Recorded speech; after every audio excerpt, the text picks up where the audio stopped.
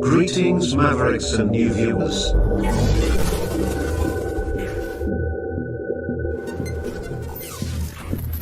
Tonight, direct and live from the Maverick News Network World Studios. This is Maverick News with Rick Walker.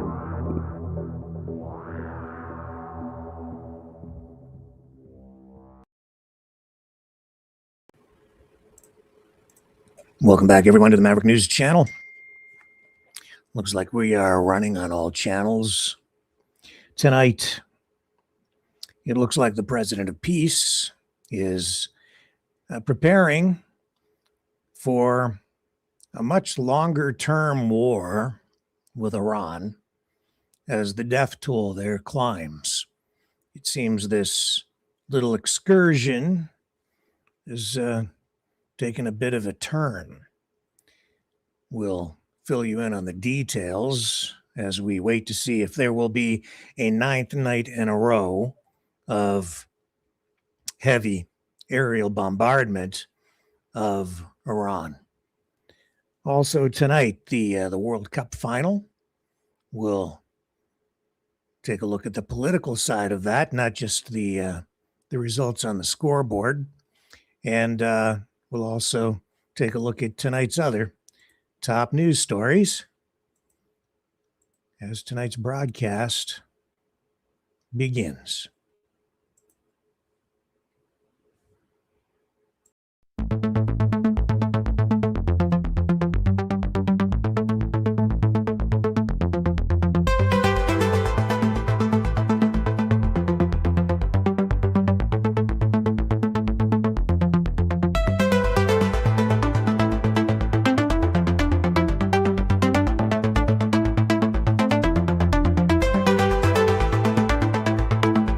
Maverick News. Expose lies and tell truth.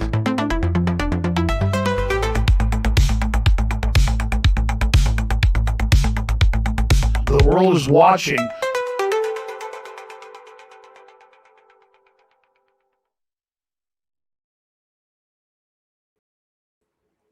All right, let's start digging into it. As people keep sending me updates on the top stories that we're covering tonight. Well, we have to start with Iran, even though I'll get to the World Cup stuff, but we're not much onto the sports side of things. I guess all I can do, what I guess I should do, is just acknowledge that Canadian Prime Minister Mark Carney went to the World Cup. So did Scheinbaum from Mexico, as the World Cup soccer final was immersed in Canadian wildfire smoke. Oh, and that in itself has become something of a political football, shall we say. But yeah, big night for soccer fans around the world. It was one of the most anticipated matches in many years. Spain crowned the champions of the 2026 FIFA World Cup, defeating defending champions Argentina 1-0 in overtime. 80,000 fans there. But what I think is really more important is that the death toll on the U.S. side in the war with Iran has now escalated, has risen to 17. Another death confirmed by U.S. Central Command overnight through the day today. As we told you yesterday, 2 deaths confirmed yesterday after that Iranian attack, missiles, drones on the U.S. base in Jordan. There was a 3rd U.S. service member missing. They have collected remains, and it appears now that they have confirmed a 3rd U.S. death. With all of this, of course, is the latest in the escalating conflict between the United States, Iran, and regional allies, of course, and Israel. Tensions remain high tonight in the Persian Gulf and surrounding areas. U.S. forces continue airstrikes on Iranian targets. Iran responding through missile and drone attacks on U.S. positions and allies. U.S. Central Command reports additional strikes today targeting Iranian military sites, including coastal surveillance facilities, air defenses, missile and drone storage, and Revolutionary Guard assets. Last night we were covering it or trying to blow by blow, but there was, I think, largely a media blackout in effect as the attacks were actually taking place beginning at 6 p.m. Eastern time, our time, yesterday, and then continuing right through until about 11 or 11:30 Eastern time last night. Finally, the release came from U.S. Central Command confirming that last night's 8th straight night of aerial attacks had concluded. So all of this follows Iranian attacks on commercial shipping in the Strait of Hormuz and recent strikes that killed U.S. service members because of that strike in Jordan. The Pentagon, as I say, confirming another American troop death, the third one, which we were referring to last night as a missing service member. 17 U.S. troops killed now in this particular conflict.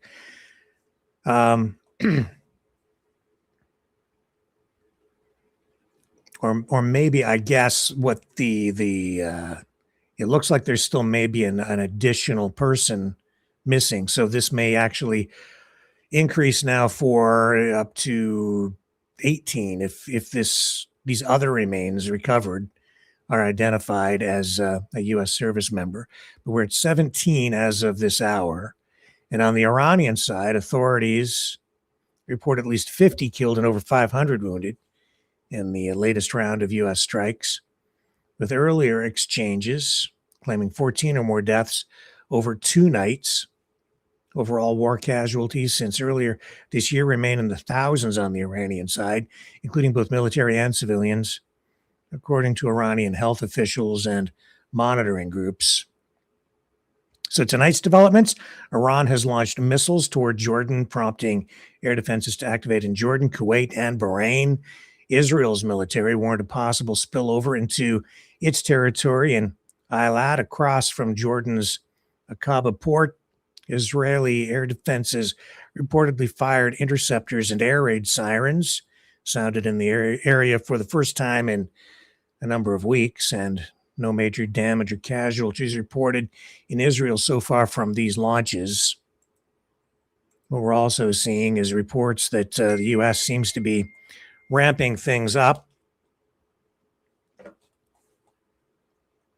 not just in terms of strikes, but also in terms of troop deployments. Not as much video coming out of the attacks overnight, but we do have some that appear to be from last night. But everything I'm seeing, as you know, concerns me because it's hard to tell what's real, what's fake, what's old, what's new, what's recycled. This is video, of course, that is purportedly to be from IRGC headquarters.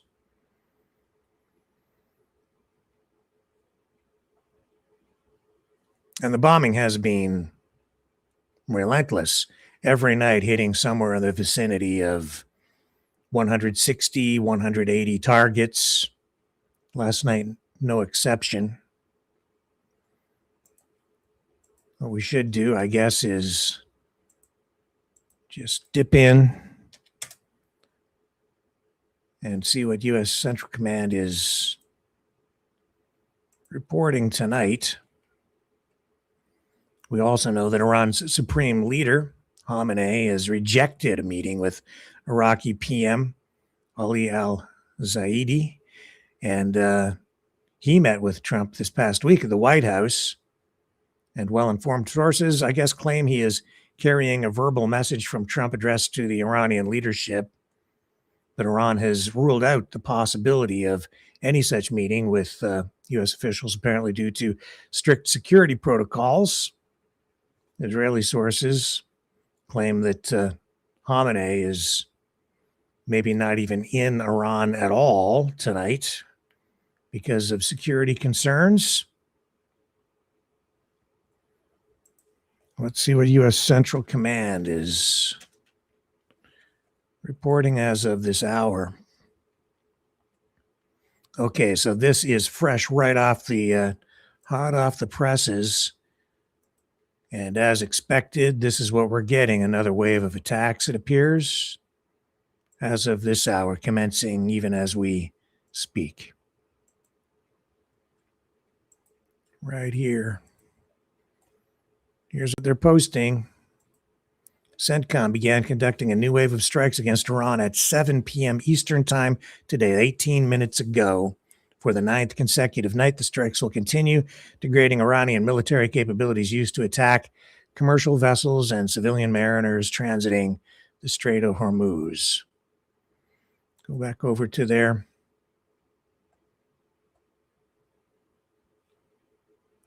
X account. What else have they posted since last night? Well, let's just scroll here. So there's the notification came in at 11:30 p.m. Eastern Time. Last night's strikes commenced at 6 p.m., concluded at 11:30 p.m. Here they posted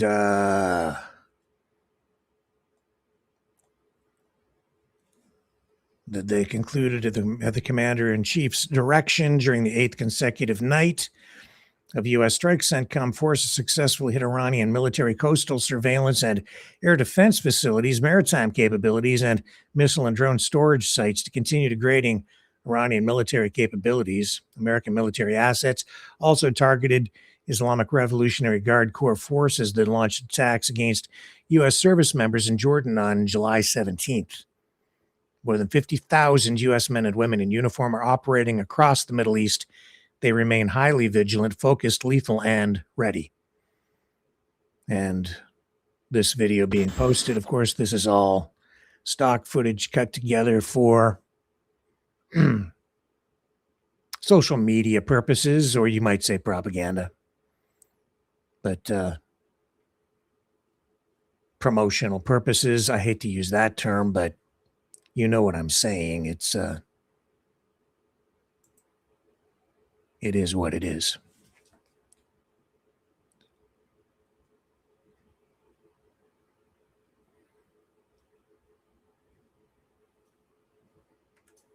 And that is video footage of U.S. forces launching precision strikes targeting Iranian military capabilities for the 8th consecutive night, released July 18th. So this is not stock footage. Well, it is sort of stock footage now, but this is cut together to show some highlights, I guess. I hate to use that phrase too, from overnight, issued by Central Command.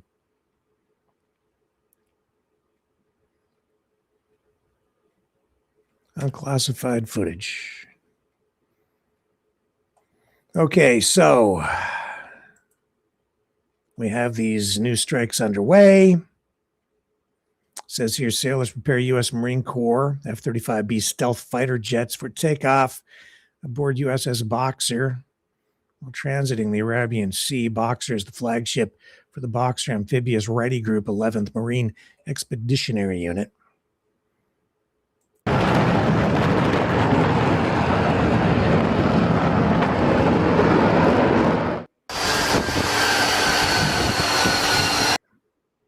Okay. And they're showing other footage and stills from some of the ships in the area. Interesting, just as a sidebar, it looks like Canada is going to join a multinational fighter program, but it won't be with the United States, and not as maybe as a full member. I don't know exactly where this will go, but this opens the door for Canada participating in a program. Here, I'll show you the headline over tonight on CTV.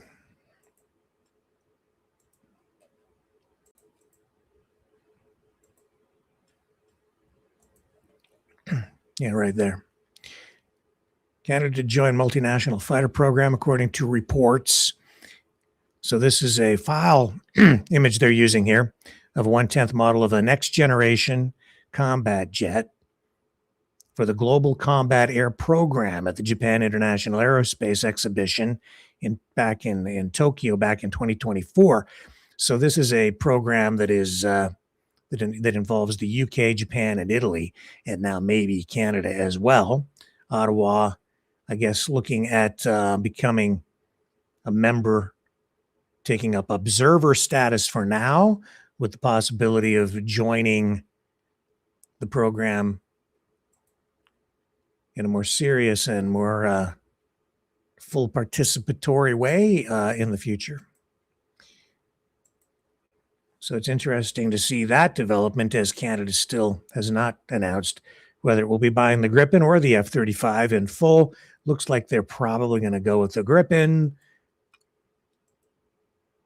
And that's a major expenditure and a shift as well that is taking place among all the allies. And it's costing the United States largely because of instability and erosion of trust because of the way the U.S. president has been behaving.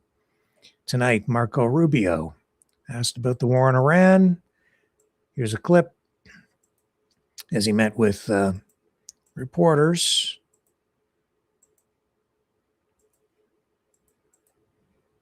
Come on, there we go. Here's the U.S. Secretary of State.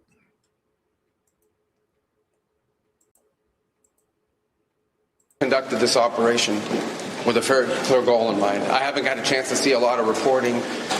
I don't understand what the confusion is. Let me explain it to you, and I'll do it once again as clearly as possible. Perhaps you'll report it that way. The United States is conducting an operation to eliminate the threat of Iran's short-range ballistic missiles and the threat posed by their Navy, particularly to naval assets. That is what it is focused on doing right now, and it's doing quite successfully. I'll leave it to the Pentagon and the Department of War to discuss the tactics behind that and the progress that's being made. That is the clear objective of this mission. The second question that's been asked is, why now? Well, there's two reasons why now. The first is it was abundantly clear that if Iran came under attack by anyone, the United States or Israel or anyone, they were going to respond and respond against the United States. The orders had been delegated down to the field commanders. It was automatic, and in fact, it bared to be true because, in fact, within an hour of the initial attack on the leadership compound, the missile forces in the south and in the north, for that matter, had already been activated to launch. In fact, those had already been pre-positioned. The third is the assessment that was made that if we stood and waited for that attack to come first before we hit them, we would suffer much higher casualties. And so the president made the very wise decision. We knew that there was going to be an Israeli action. We knew that that would precipitate an attack against American forces. And we knew that if we didn't preemptively go after them before they launched those attacks, we would suffer higher casualties and perhaps even higher those killed. And then we would all be here answering questions about why we knew that and didn't act.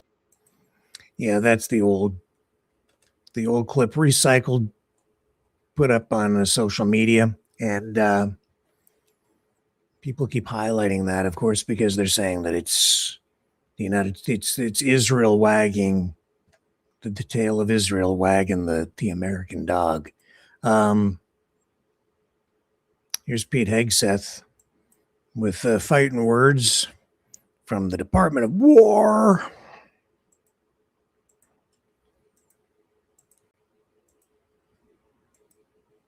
Here he is. Being an American means something unbreakable.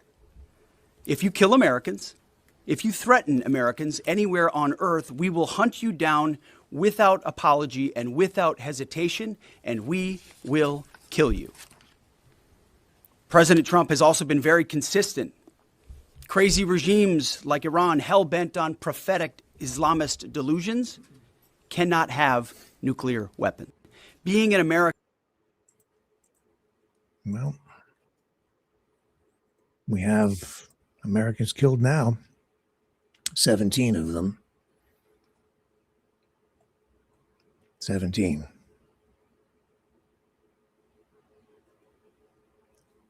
I don't know. And then there's all this rhetoric on social media and people, ramping up the World War III concerns. I just don't know. And then just the constant flow of, recycled videos, which we just tapped into there, and videos that appear to be entirely fake. Everything, just about everything being published by Iranian social media accounts, pro-Iranian and state-controlled Iranian social media accounts. It's all basically fake, AI generated. I don't know if this is or isn't. To me, that's fake. That does not look real at all.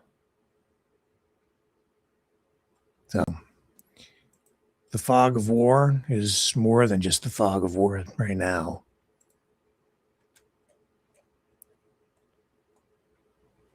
Okay, I'm going to take a very short break, come back, regroup, reload the videos.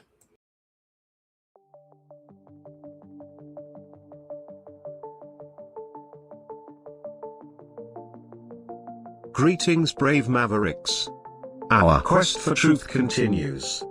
We go beyond fake news. Together we expose propaganda. Together we pull others out of rabbit holes. We are maverick thinkers. We are all unique individuals, defenders of individual rights and freedoms, credible, trusted, grounded in reality. Maverick News, Maverick News. Defending free speech, free speech. Donate at freedomreporters.com. Do it now. Tomorrow may be too late. Maverick News. The world is watching.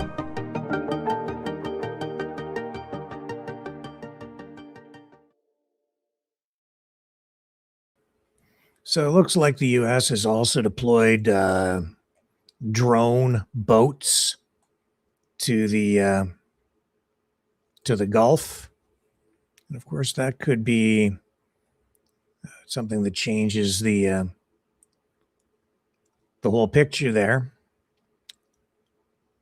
because of course the Strait of Hormuz mined, and the competition is underway to see who ends up controlling it. So there's that going on too. Now over in Ukraine,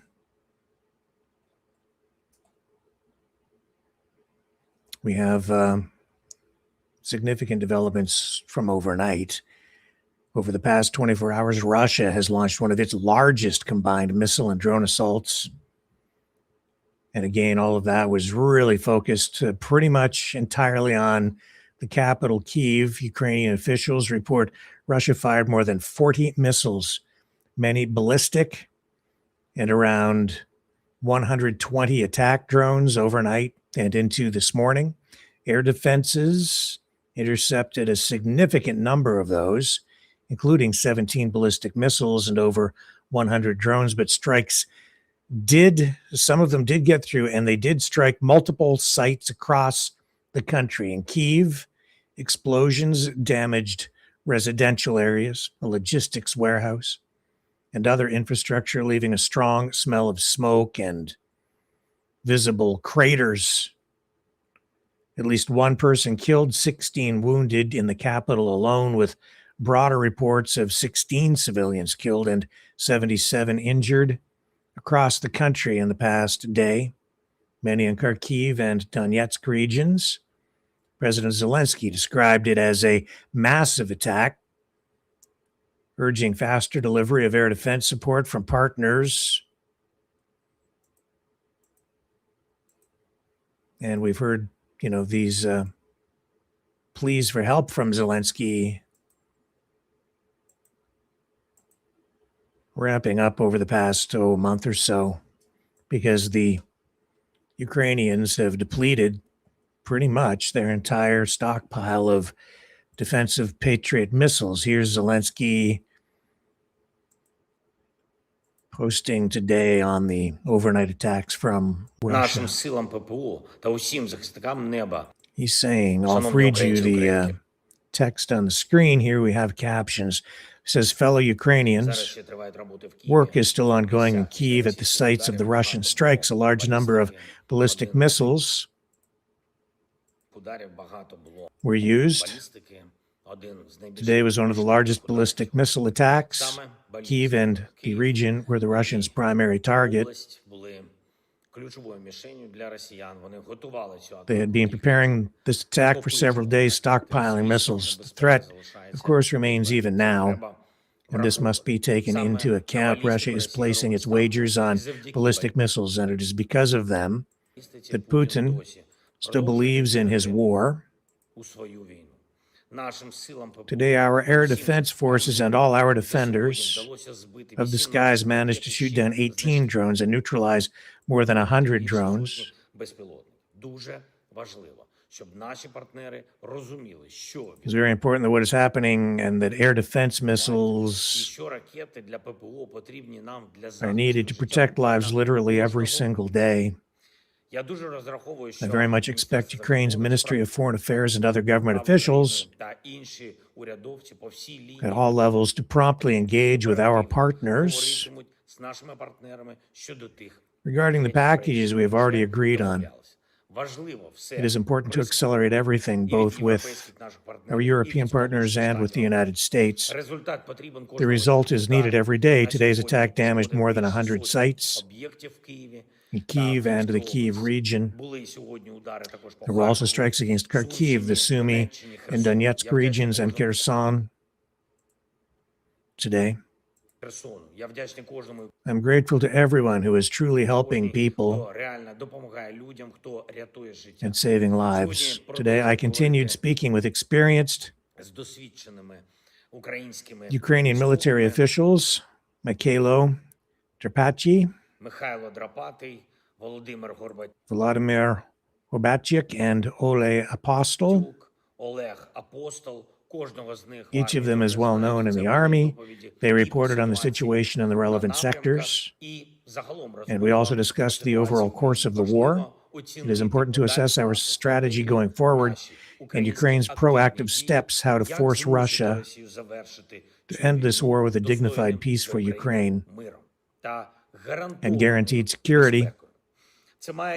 There are various components to this, and I want to hear how commanders at different levels across Ukraine's defense and security forces see it. Tomorrow I will hold key talks. Ukraine must achieve its goals, and it will. One more point, we continue implementing our long-range sanctions plan against Russia for the war, the oil industry supplies for the occupation contingent, our Ukrainian mid-range strikes and long-range strikes. These are our responses to what Russia is doing against Ukraine and to the way the Russians think. You cannot simply go on living your life and pretend not to notice when your country is killing a neighboring country. Pressure must be brought to bear on Moscow. Pressure is needed so that there is peace. This is exactly how we are working. I thank everyone who is helping. I thank everyone who cares about people and who cares about life. Glory to Ukraine. That was Vladimir Zelensky.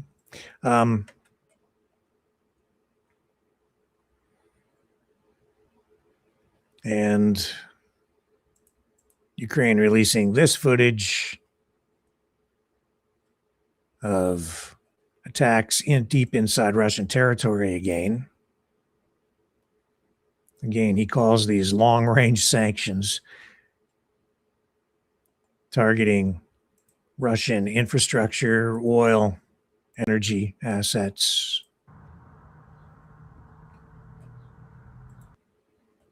This war that Trump said he would end in 24 hours or less on coming back into the presidency is now to its 5th year, and it's escalating. This is another war that is being taken to a whole new scale. This one's not over yet either, not by a long shot. All the pundits who said it was going to be over almost before it started, no, not so. Here's footage from the overnight attacks.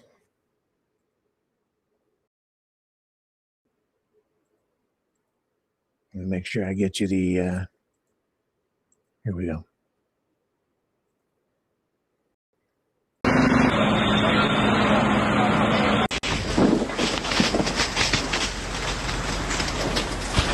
This, I believe, is primarily footage from Kyiv.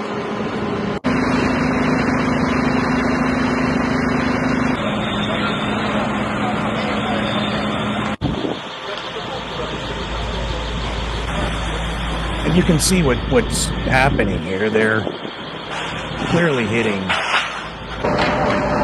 residential areas, apartment buildings. I'd say this kind of strategy is designed to demoralize.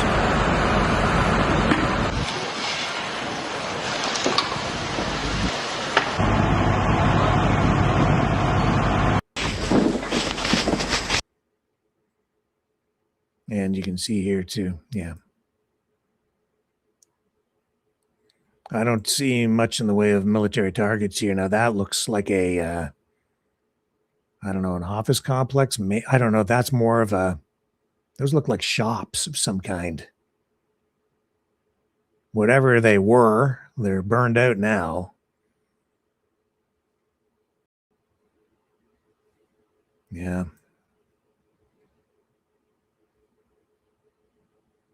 That's clearly residential. Those people live there.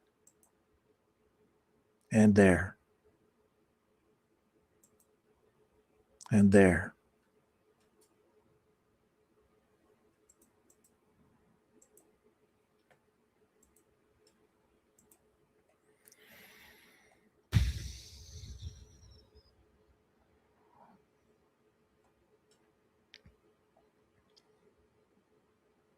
And we showed you that Wild Berries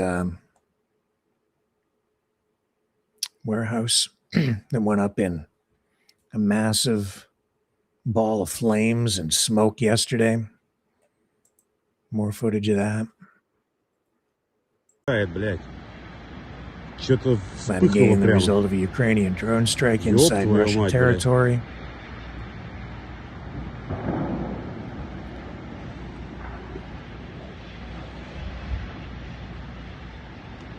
Neither side giving up, and with this kind of stuff going on, something's got to give. It's this, and the situation in the Middle East with Iran, that also, I mean, that just, something's going to have to happen there. And from what I'm seeing, you know, so many pundits out there tonight, they're all basically saying, pretty much all of them, that there will be some sort of an escalation. What exactly is going to happen? We don't quite know.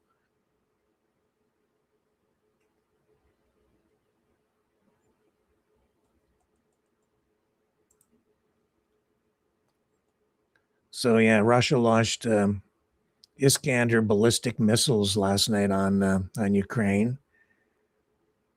About 38 Iskanders and 6 Zircon hypersonic missiles. And because Ukraine doesn't have much in the way of Patriot interceptors anymore, they're all basically gone. This is what it looked like overnight.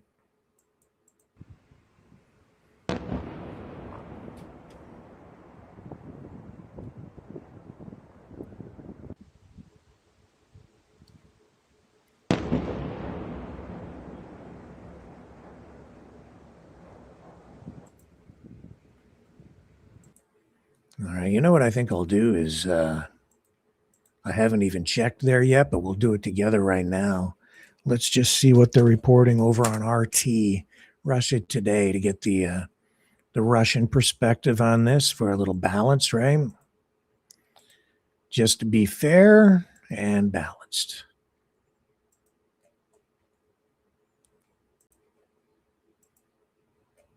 Putin thanks North Korea for helping liberate Russian territory. President praised the role of DPRK's troops in driving Kyiv's forces out of the Kursk region in 2025. You may recall that when that all began, Russia and North Korea both denied that there were any North Korean troops in there at all. Do you not remember? Probably not. Most people have a short memory when it comes to these things, but I certainly recall it was like, no, not true, not happening. And the more the Ukrainians showed proof of it, the more the denials ramped up until it became entirely undeniable. And now we're seeing that it's just right out in the open. Trump resorts to whataboutism after Iranian strike kills U.S. troops. 4 U.S. service members killed in Iranian retaliatory attacks. Okay, so they're saying it's up to 4 now. So as I said, 3 for sure, and possibly the 4th. And they're reporting that it is now 4. Let's see. Maybe the Pentagon has confirmed it now.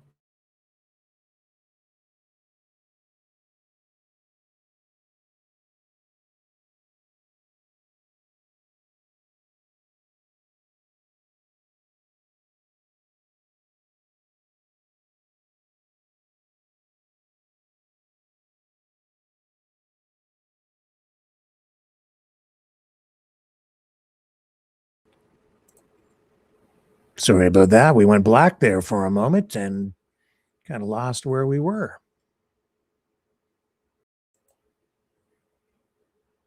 Maybe it's got something to do with us trying to get the Russian feed up here. Well, we'll persevere, and if that's a censorship thing, we do not comply. 4 U.S. service members killed in Iranian retaliatory strikes were at Pentagon. The troops lost their lives as Tehran's forces pounded U.S. military facilities in Jordan and Iraq with ballistic missiles and UAVs on Friday. So it says here 3 U.S. service members have been killed. So 3 or 4 after Iranian forces struck American military forces in Jordan with ballistic missiles. We've reported that.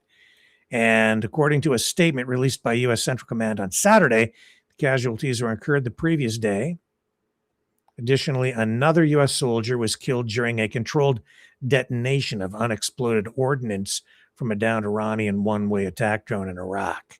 I see. Okay, so there's your 4th casualty. And U.S. President Donald Trump had posted nothing on Truth Social for more than 24 hours and offered only a brief response when News Nation asked him about the deaths. Yeah, he has not really said too much about it. And we're going to address that at the end of the broadcast tonight. So you're not going to want to miss that. We had a couple of nights ago showing the attacks or the attack on Jordan with those Iranian drones that resulted in the deaths.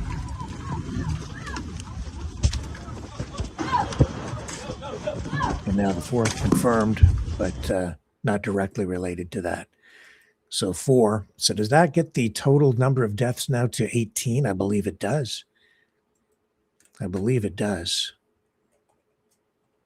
And that's just because of this ongoing conflict in the Middle East right now.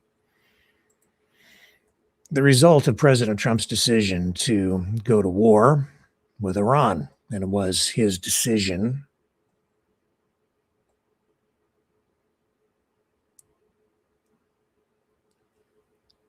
And more footage here tonight of the Russian attack on Ukraine and the devastating effects. real human beings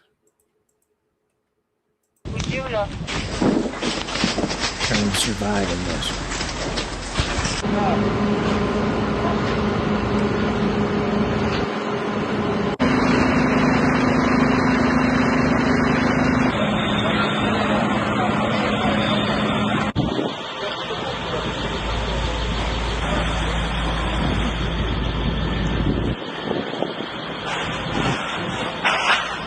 Давайте кошку зразу сюди.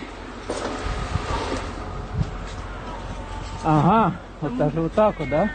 Давайте, где у вас тут?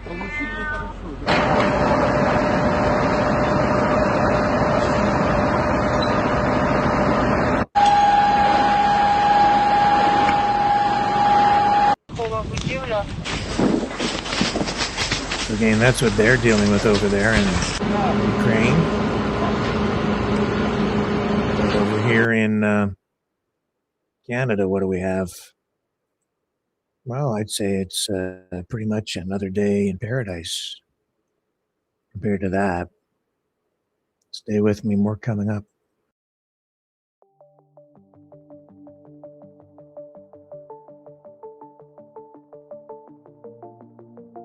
Greetings, brave Mavericks.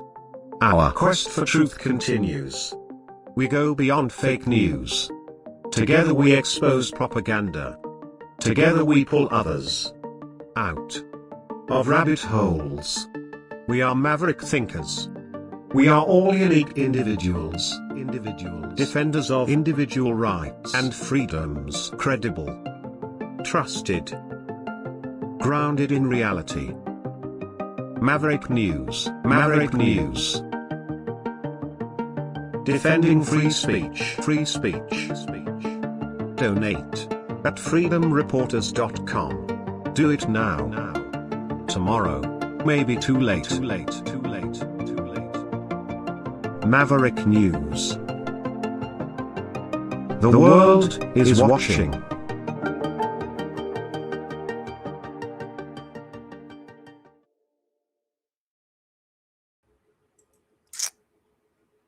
Yeah, not a lot coming out of Trump. I guess he did do an interview with the New York Post saying the deaths are a shame. Yeah, that's an understatement.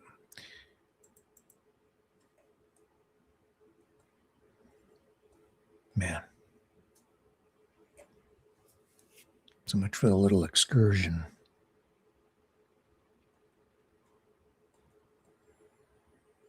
So, you know, it's the impact from his decision to do this is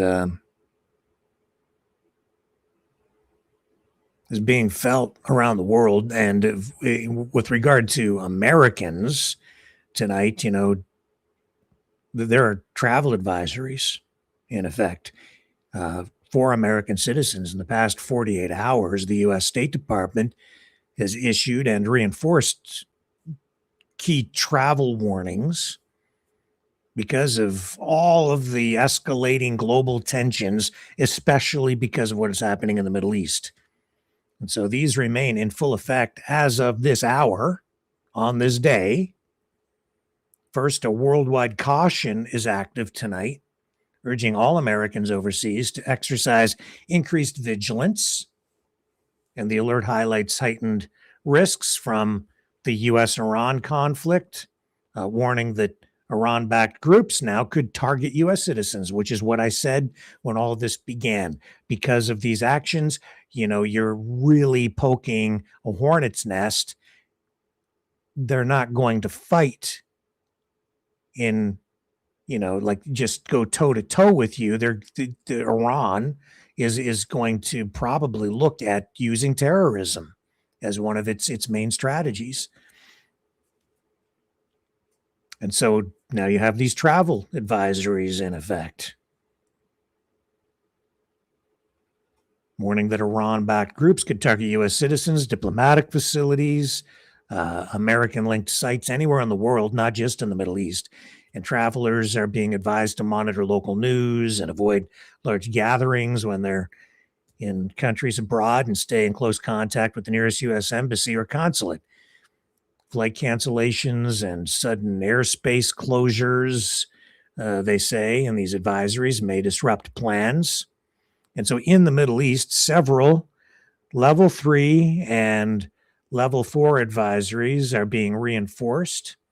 Americans are being told they should reconsider travel tonight to countries including the United Arab Emirates, Kuwait, Bahrain, and others in the Gulf due to the complex security environment and the risk of escalation. Iran remains at the highest level, level 4. It's simply a do not travel. Obviously, you don't want to go visit Iran right now. U.S. citizens who are there are being told they should leave immediately if possible, if you haven't done so already. And if you're still there, I don't know why you would be. But similar do not travel warnings are in place for active conflict zones as well, like Ukraine, where these Russian strikes have really escalated in the last couple of weeks in particular. This because Ukraine now taking the fight to Russia directly in Russian territory, hitting energy infrastructure, weapon storage facilities, targets that will affect supply chains, bringing weapons and supplies to troops inside Ukrainian territories. Officials are recommending tonight enrolling in the Smart Traveler Enrollment Program. They call it STEP for real-time alerts. And there is a website, I believe, that you can go to get advisories on this. I think it's travel.state.gov. Let me see if I can pull the website up for you tonight.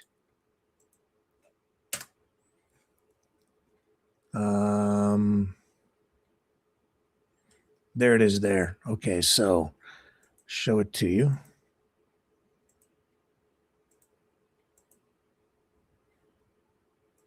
No, we want this one, not that one.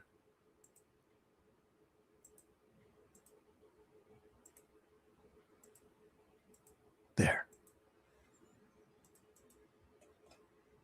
There's the website, travel.state.gov.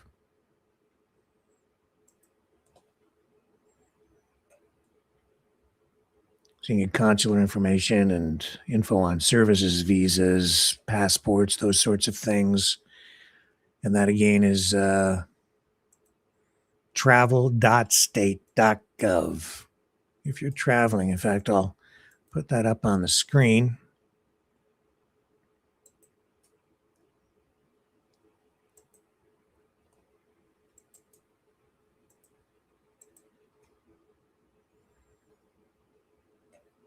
And right there. Nope, I didn't want it in there. I want it to hate when that happens.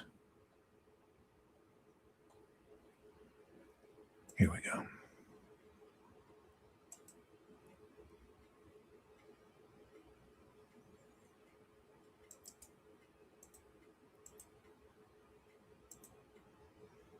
travel.state.gov/en.html. Even if you just put in the first part, travel.state.gov, it'll take you to the website. For our U.S. viewers who need this information, it's right there. And you can refer back by just hitting the timeline a little bit and rewinding a bit on the video, and you'll be able to see that again. I'm not going to leave it up. As we move on with other coverage tonight. So, as I said, the World Cup, big event, now concluded. Spain, new champs. Wildfire smoke was a big concern heading into this. Trump was saying he wouldn't hesitate to cancel the FIFA World Cup final if the smoke was too thick, but it did go off as scheduled today. And it wasn't just a sporting event, it was a political event. And we saw tonight, if I have the clips here, Mark Carney was there, along with other world leaders.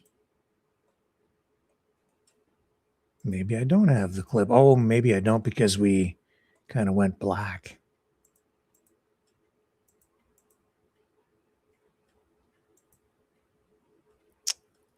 Well, he was there, trust me. I'll find the clip for you here. Scheinbaum from Mexico also went. World leaders, lots of them went. I'm not going to run. Oh, this is from C-SPAN, so I guess we can run this as Trump arrived at MetLife Stadium today for the World Cup final. So we'll show you this because, of course, he had to make his grand entrance by air. El Presidente.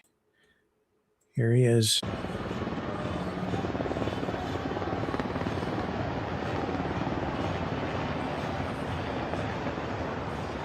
And then, of course, he also presented the World Cup to the new champions. And, of course, as you look at the social media posts on it, some are saying people were cheering, others are saying that people were booing. You can assess for yourself.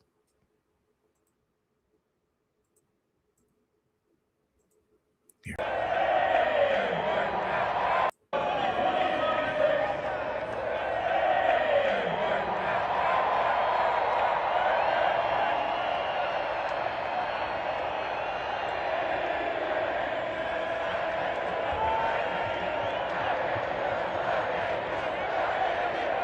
Is he being booed or is he being cheered? Which way you going there, President?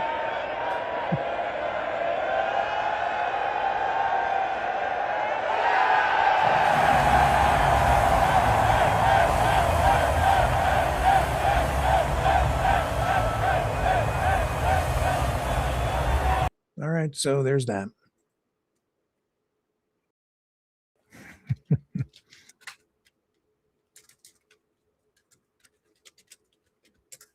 And then, of course, because Carney was seeing there at the World Cup, people are, slanting the images. There's video and photos. Here's a photo of him, Getty images. I'm not going to put it up the full way because they're copywriting their images. But there he is smiling, and then some people are saying, "See, it's great to go to the United States," as many Canadians are refusing to go, boycotting travel to the U.S. because of the trade war.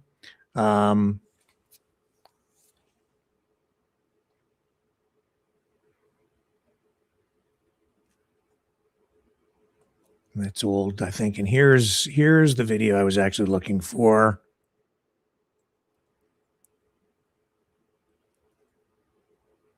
As they listen to the national anthems being played. Oh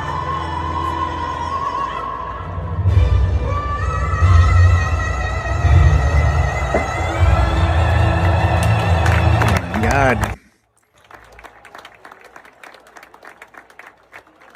Talk, you hit a note that high. Talk about a rupture. Sorry, I shouldn't. No, it's funny. That was funny. Especially if you remember the old SCTV.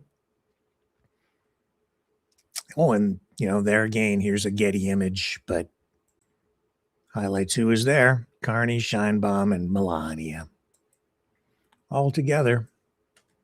Scheinbaum saying she posted a video prior to going because I think some people wanted her to boycott, not go, just not go. And she said, no, it's, to paraphrase, she took the high road. And even though you have all these tensions between the United States and its sort of allies because of these trade wars, the tariffs and everything, she says it's classier to show up. And I would say too, that it's wise, wise for Carney and Scheinbaum both to be there. And yeah, you one way or another, you're going to be criticized. If you don't go there, your critics are going to criticize you.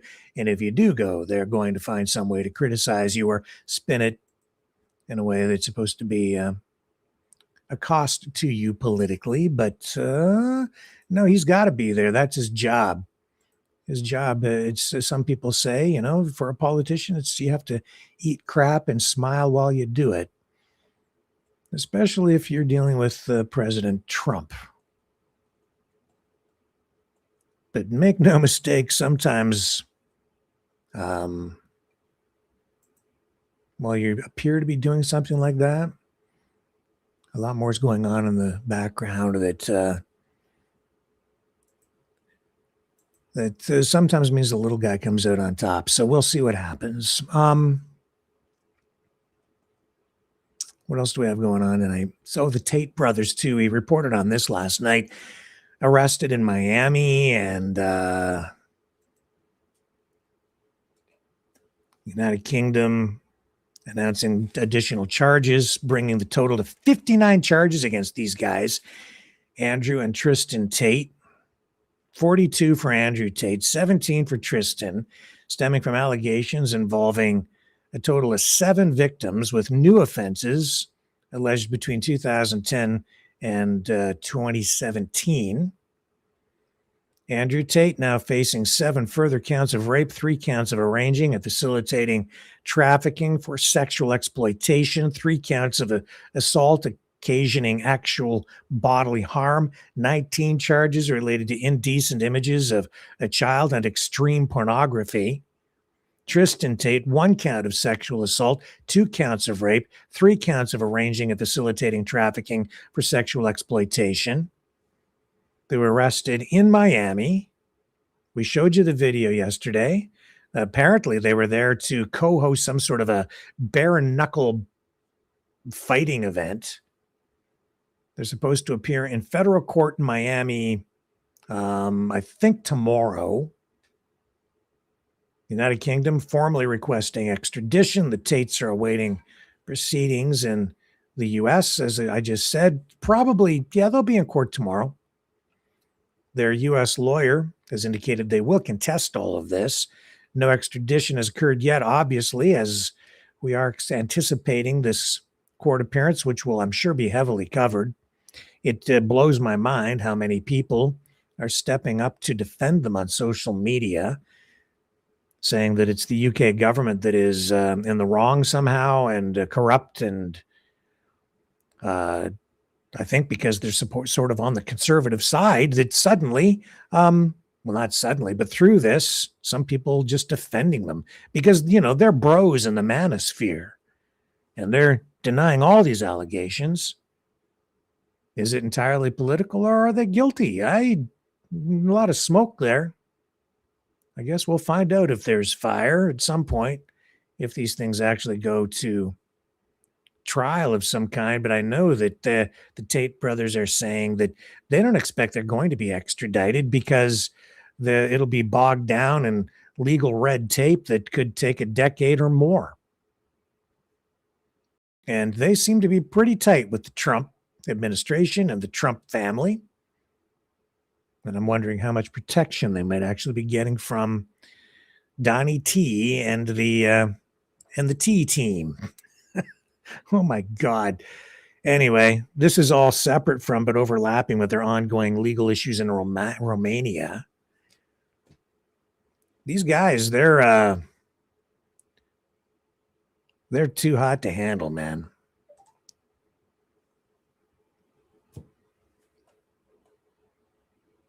Pretty gross. Anyway,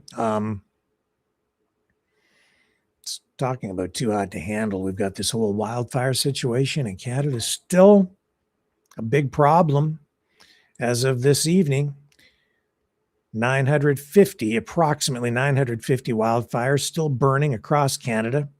The situation here, where I'm at in Southern Ontario, in terms of air quality, much better tonight, not nearly as bad as it has been. Still a little bit of smoke apparent, but nowhere near as bad as it has been over the past 3 days.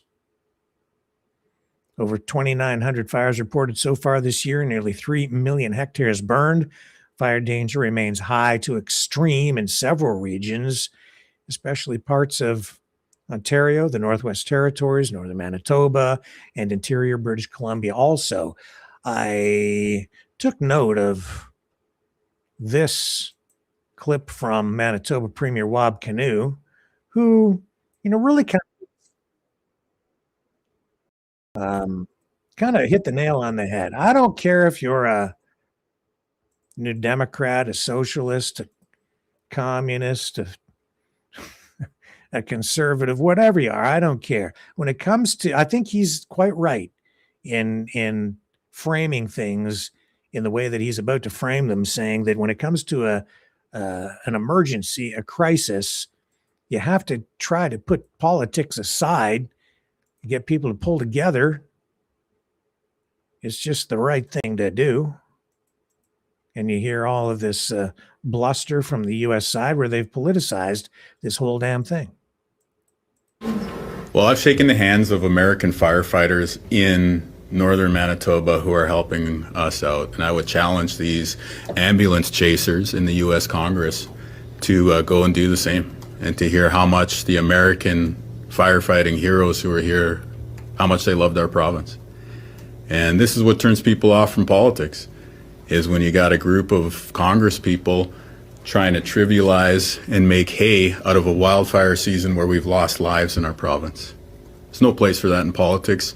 If you can't get likes on Instagram from your own skills as a politician, don't bother trying to throw other people under the bus during a state of emergency. Yeah.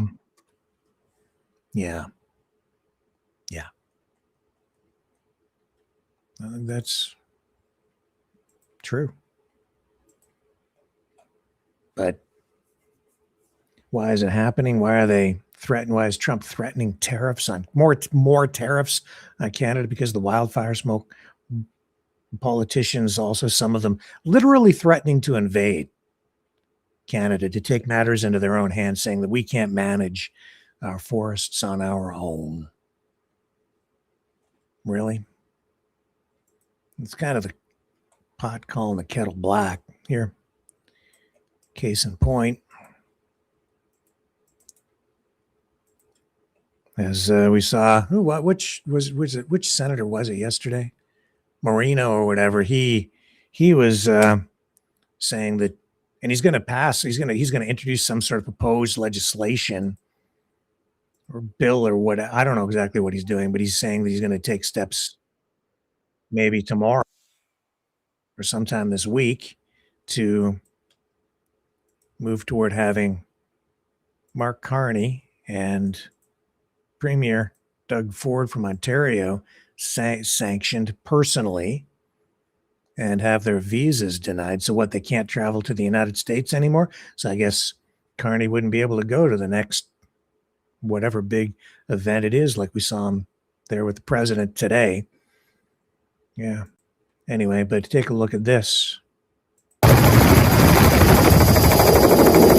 That ain't Canada. That's Florida.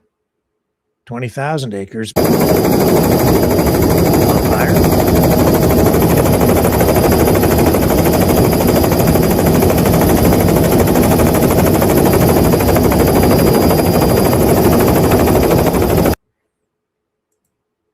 That's not today. That's from last month. But the U.S. has lots of wildfires every year, too. Look what happened out in California. But, of course, Trump politicized that, saying that, just because they didn't have the water and I didn't had to turn on the faucet over here and get this pipeline thing down there, and they didn't manage their forests properly.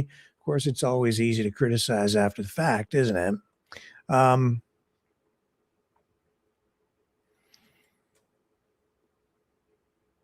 Okay, so it looks like Iran and Kuwait exchanging missile fire tonight. Let me see. I've got short clips here that appear to be fresh, such as they are. better than the UFO footage, I think, that we've been getting in the from the time to fully disclose files from the U.S. government, although it looks kind of like it, doesn't it?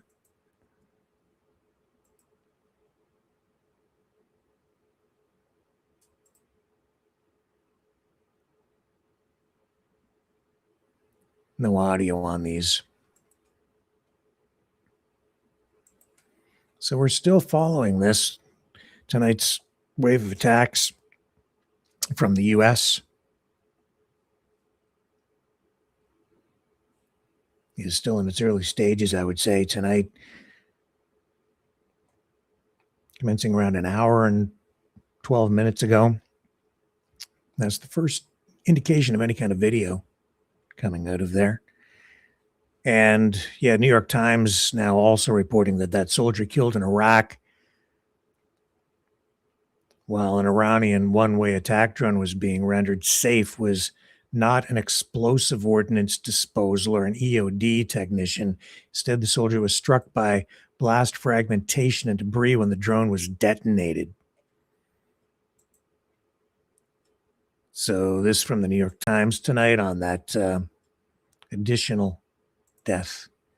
Service member killed during the disposal of an Iranian drone in Iraq on Saturday was not a bomb technician, but another soldier who was hit by debris or fragments when the drone was detonated, according to a U.S. official who spoke on condition of anonymity.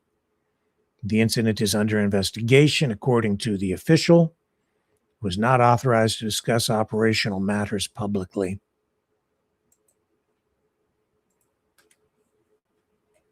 So that brings it to 4.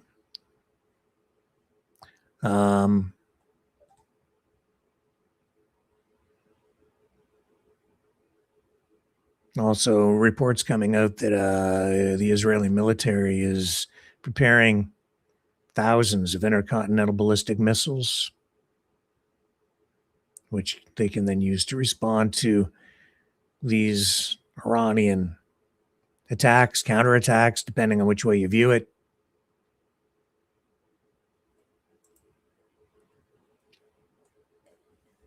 And they're rattling the saber and basically saying that if this continues, they're going to escalate in a really serious way, kind of threatening to wipe everything out. So we'll see. We'll see.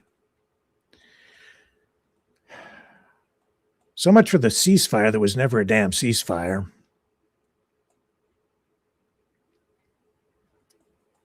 And the desalination plant that we reported on last night that the U.S. apparently struck, conflicting reports about that. I don't know if the U.S. actually hit a desalination plant. I can tell you this. We reported it and showed video yesterday, which suggested that it was a real thing. One of the reasons that I ran that is because Trump had actually threatened to do that, which is controversial in itself. Just threatening to do it, then to actually do it would really be even more controversial. Some would say that it's a violation of war protocol, if not even a war crime, because you are attacking infrastructure that is civilian in nature. And as I said, the water's probably more valuable than the oil. They need to get the salt out of the water so people have drinking water. If you cut the drinking water supply off in that kind of climate, it's very hot there. People need the water to survive. So, but reports coming out after the broadcast last night, some reports saying that no, the video coming out and the reports of that were fake, that it was Iran putting that stuff out. And yet the president himself was threatening to do just exactly that. Well, tonight, I don't know which is true one way or the other, as Iran is posting this video now, which I think is to some degree suspect. I don't know, saying that this is them repairing the water desalination plant for 10,000 citizens after it was hit by the United States. Is that even possible? I suppose depends on how much damage is there, but I'll show you the video they're posting tonight. Was it really hit by some sort of a strike? It looks like there were some pipes damaged by something from the video from last night, and now these same pipes appear to be repaired. Take it for whatever it's.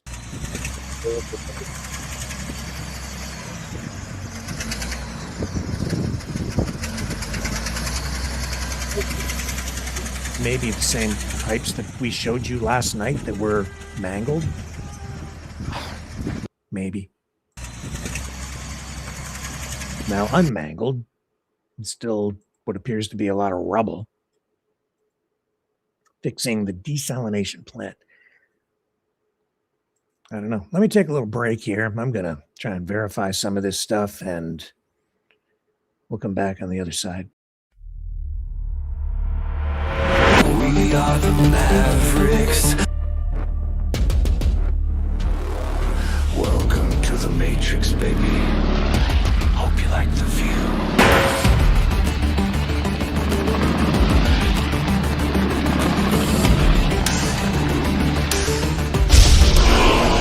We are the Mavericks. The world is watching.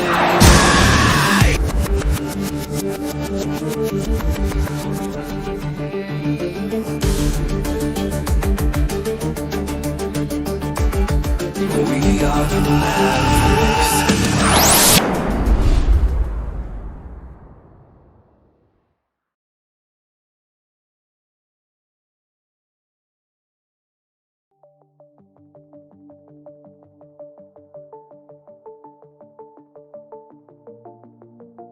Greetings, brave Mavericks. Our quest for truth continues. We go beyond fake news. Together we expose propaganda. Together we pull others out of rabbit holes. We are maverick thinkers. We are all unique individuals, defenders of individual rights and freedoms, credible, trusted, grounded in reality. Maverick News, Maverick News. Defending free speech, free speech. Donate at freedomreporters.com. Do it now. Tomorrow may be too late. Maverick News. The world is watching.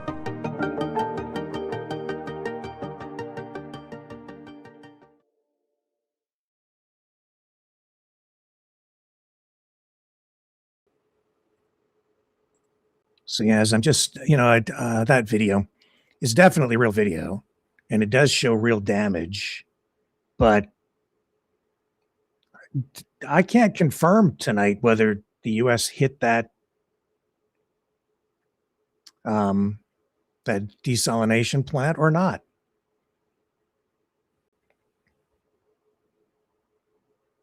Because the U.S. hasn't really commented on it.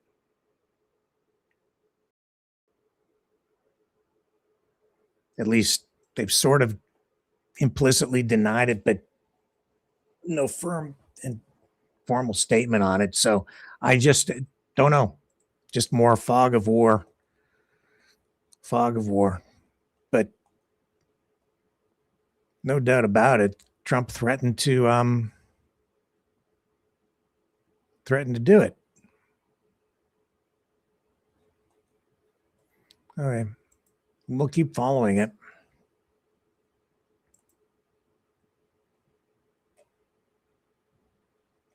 Yeah.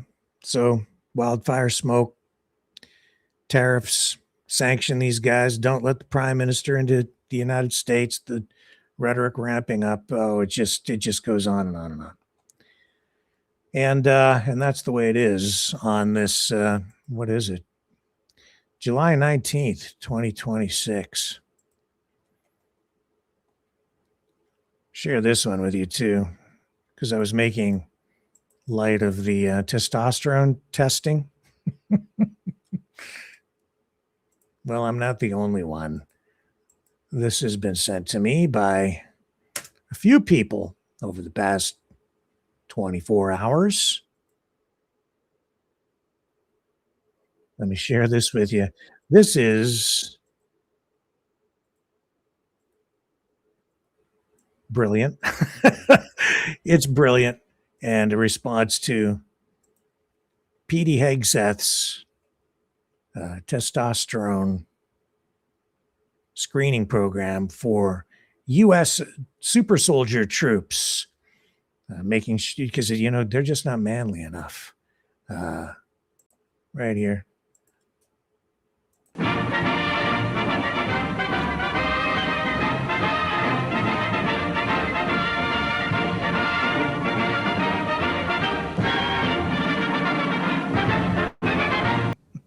God, I lost the end. He says, God, I love men. At the end of that. Brilliant.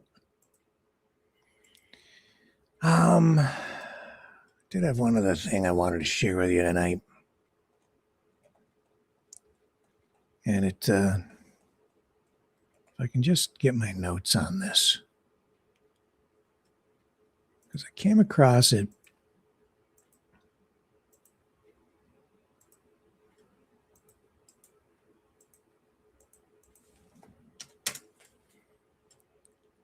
Here, I'll just, I have to bring it up over here.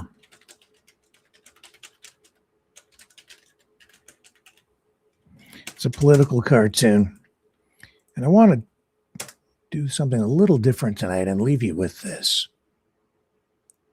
Because this goes back to Trump's first run for the Republican nomination. I believe it was in 2016.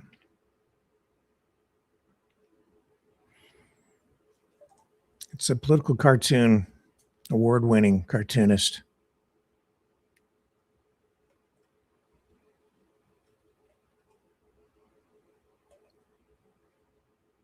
In just a moment to bring it to you here. Mike Lukovich of the Atlanta Journal-Constitution. And yeah, it goes back. Let me get the date on this.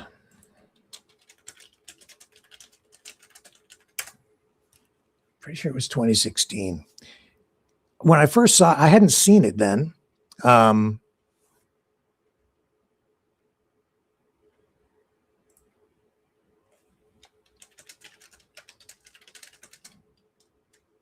It was from,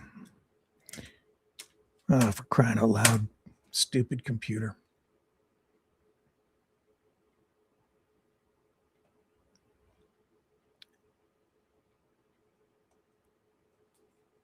Yeah, because back in 2016, he had some clashes with Gold Star families, and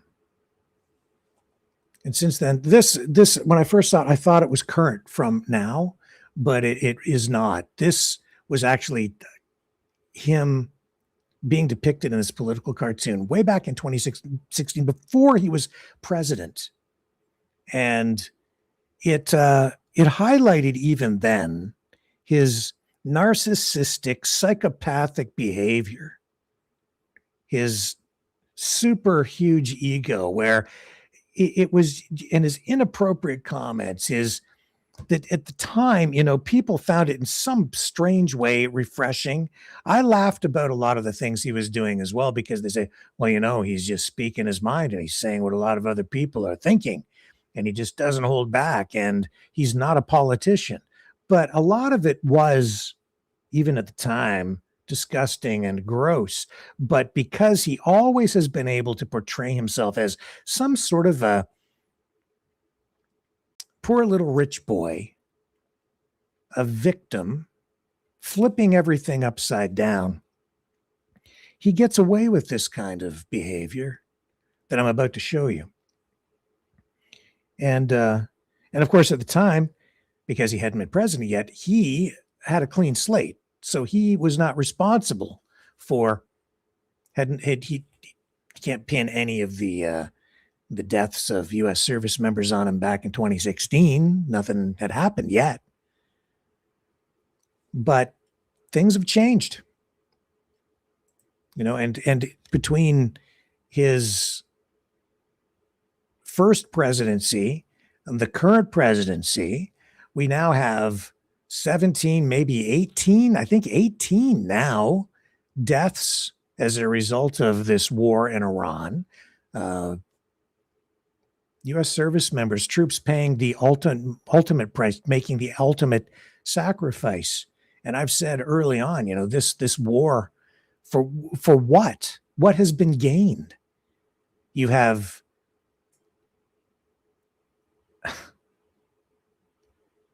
now have constrained, restricted shipping through the Strait of Hormuz, where it was flowing freely before, possibly like forever, maybe tolls will be charged on ships, increasing the price of oil worldwide. Gas prices up, oil prices up, the world economy disrupted. You have a country that the president promised to back up people who would stand up to the government of Iran, and then didn't come to support them when they did.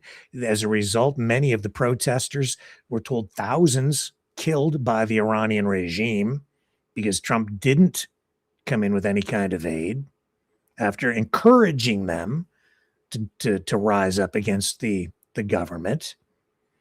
And then now he's bombing the country. And while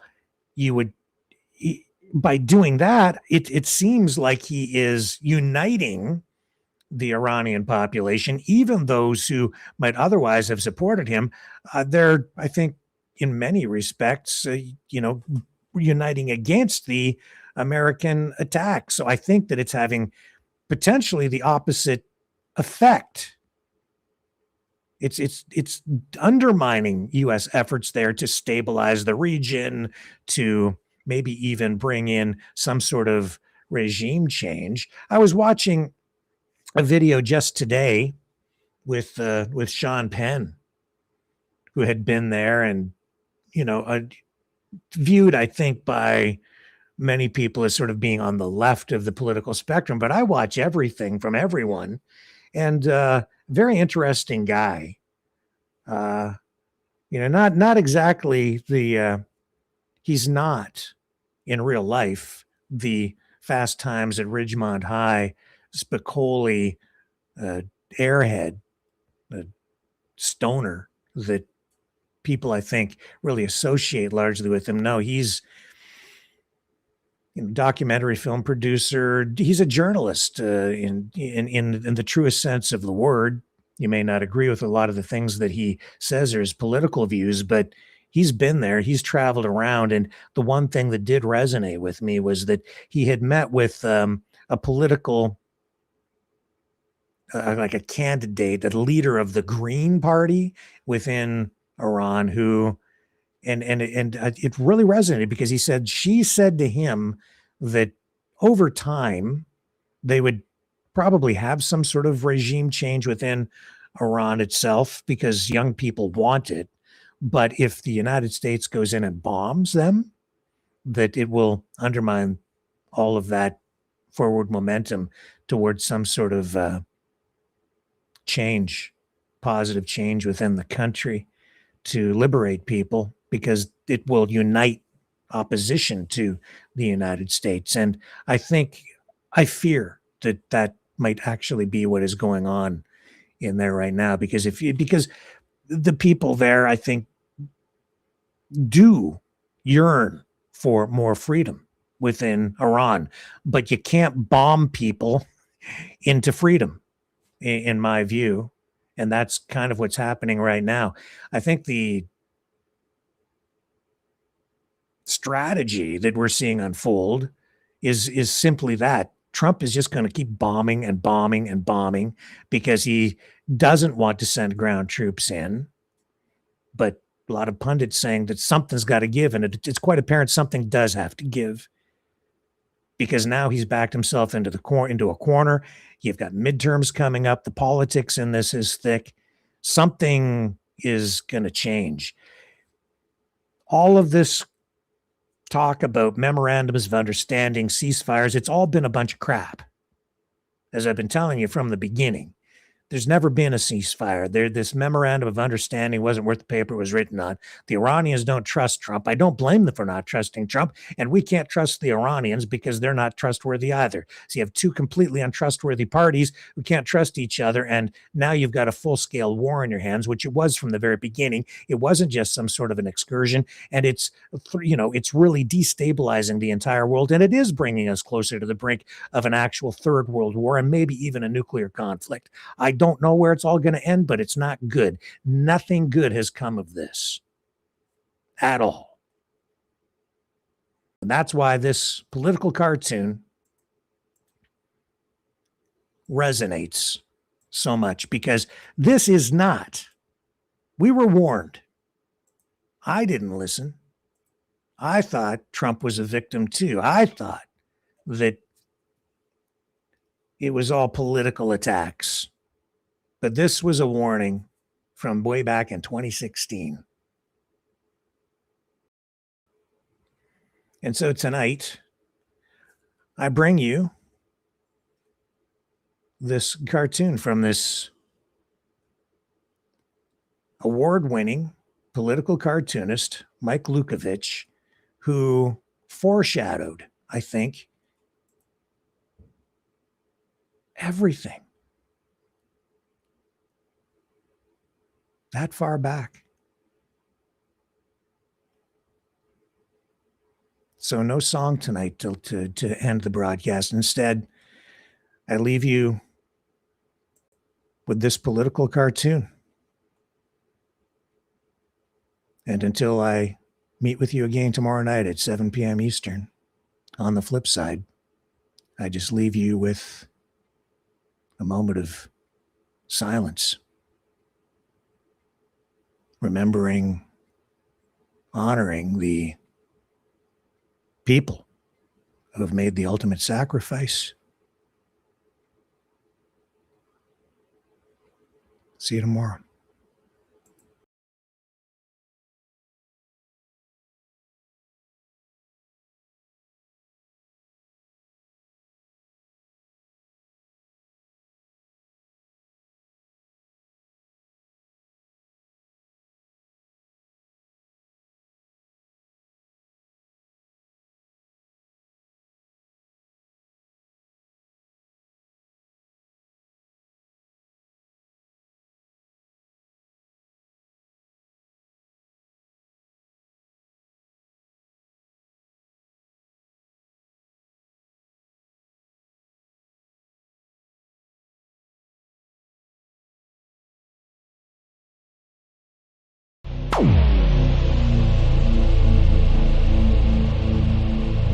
This has been a Maverick Multimedia production.